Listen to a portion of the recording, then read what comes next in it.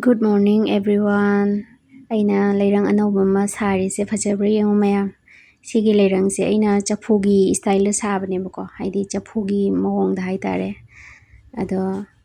singna thongbagi mawong da di hapchadre. Madam thawna khoi thongbani na ko. Adana mayam sigi leirang se kamaina sai haibado mayam da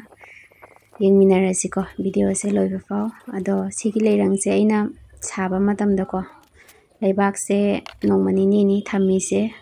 adu loiraga sari ni khara kanghalaga haitare ado video se to siga ubiriba sigi leibak se aina ahamba da aina sagadaba mawong do ado ngasi numini ni muk smaina thammeme ko thamma matung da leibak se khara kangchale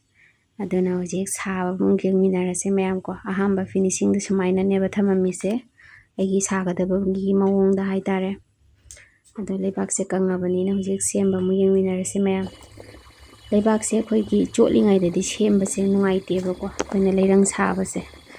kaigina haiba matam da madi leibak se pet panina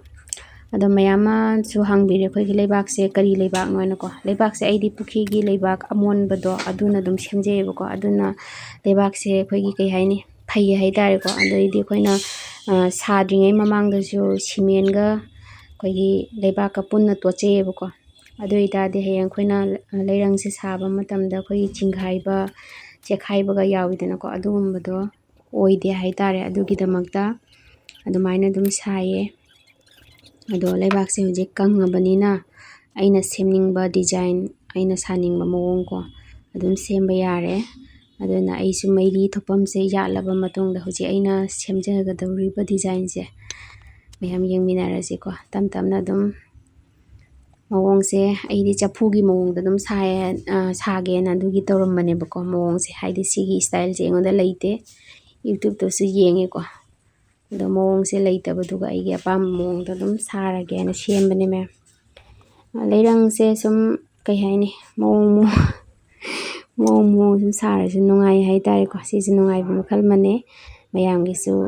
dum haija hoba haitare ko video se yenga leirang saba hitaba su mayam leidana ado aigi finishing se phajana tawraba matungda aigi chapugi mawong se lae ko mayam se dum samaina dum saba yagani saningba mawong da sum akoi gi leibak se koina phajana koi sagadaba mawong da thambiramaba matungda leibak se kanghaladi ko aina sariba sumaina aigi apamba design se natraga su mayam gi apamba design da ko dum sabiba yadoine ado phajana aina kakpa loire hojik loirabanina ado leibak phajana tholaga ko aho ba yawrise menbiba haitare aduga phajana tawna wai teisalle mayam aduga sije kanghalaba matungda thongba yarani thongbada su mayamda ucherake ko ado leirang saba se haitraga budi lui ko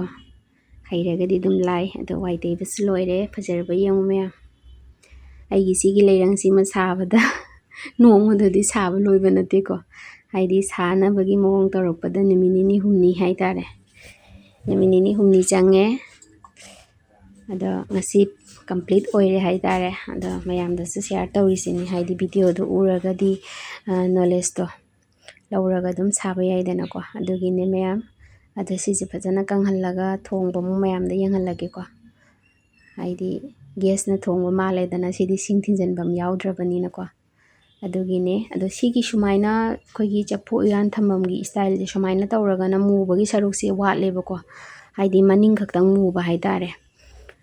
adugi aina anamba leirang sabada sigi design da oina sayeba ko chapu yan thamamje